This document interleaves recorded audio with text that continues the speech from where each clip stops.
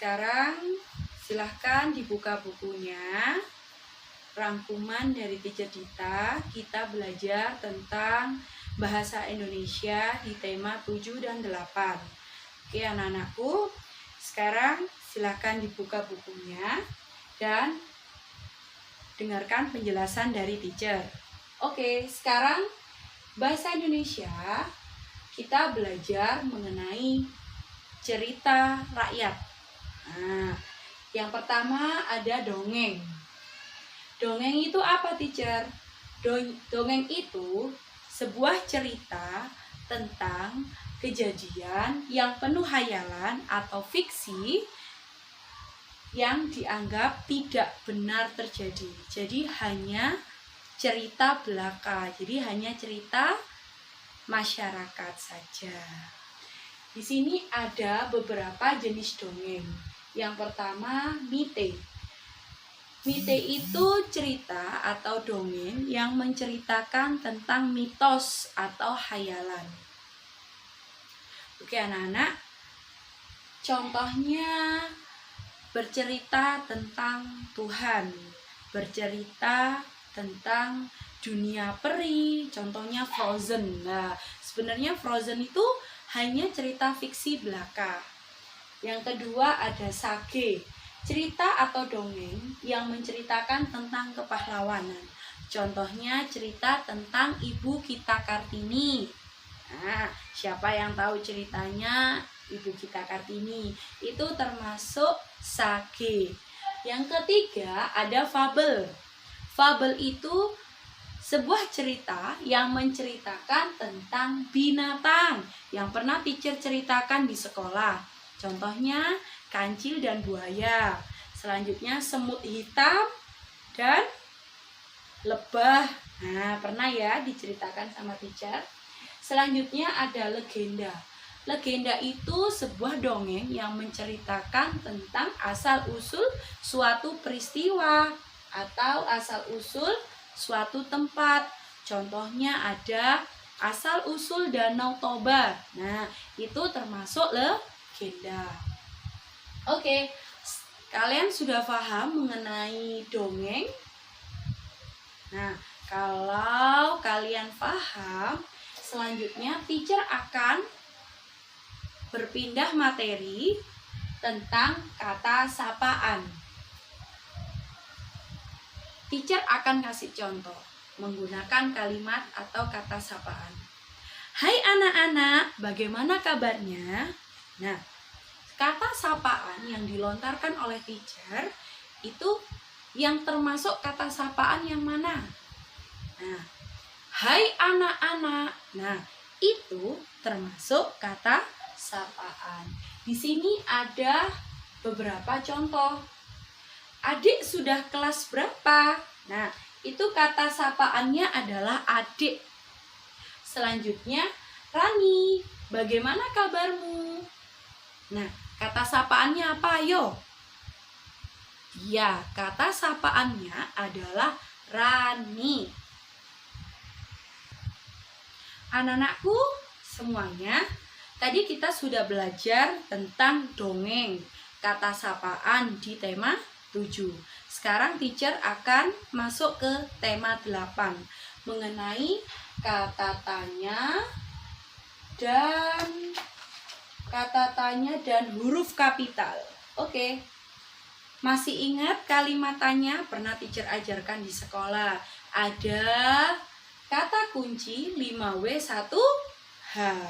Oke, kalimat tanya adalah kalimat yang ditujukan untuk menanya.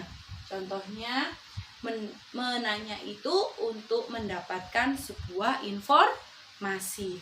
Oke, kalimat tanya adalah kalimat yang bertujuan untuk mendapatkan sebuah informasi. Dan selalu menggunakan tanda tanya di belakangnya untuk informasi yang ingin didapatkan. Apa saja teacher 5W1H itu? Kalian ingat-ingat apa saja? Yang pertama adalah what. What is it what? What itu apa? Where. Apa itu where? di mana. Why, mengapa. Who, siapa. When, kapan. How, how bisa ada dua, yaitu bagaimana dan berapa. Oke, lanjut saja. What artinya apa? Menanyakan benda atau sesuatu. Apa yang sedang kamu lakukan? Nah, itu bertanya, apa yang sedang kamu lakukan? Where, di mana? Di mana alamat rumahmu? Selanjutnya, why, mengapa? Menanyakan alasan. Mengapa kamu melakukan itu? Fafa. Who, siapa? Siapa nama ayahmu? When, kapan? Menanyakan tentang waktu. Kapan kalian masuk sekolah sampai waktu yang tidak ditentukan? How, bagaimana? Menanyakan tentang keadaan. Teacher, bagaimana keadaannya teacher? Nah, itu pakai how yang bagaimana. How yang kedua adalah berapa. Berapa harga wortel itu? Nah, 5W1H itu menanyakan banyak hal. Banyak hal tentang apa, di mana, mengapa, siapa, kapan, bagaimana, dan berapa. Coba teacher minta kalian membuat kalimat tanya mengenai 5W1H di rumah. Oke? Oke, setelah kita belajar kalimat tanya, sekarang kita menuju ke huruf kapital dan tanda baca. Pasti masih ingat ya? Huruf kapital atau huruf besar itu digunakan untuk 5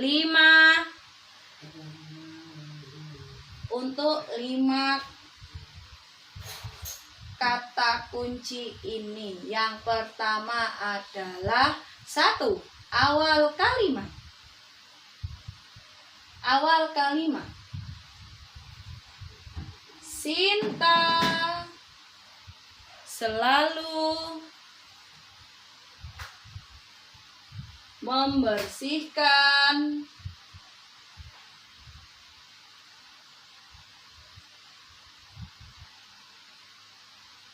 rumah. Nah, ini Sinta berada di awal kalimat, jadi harus menggunakan huruf besar.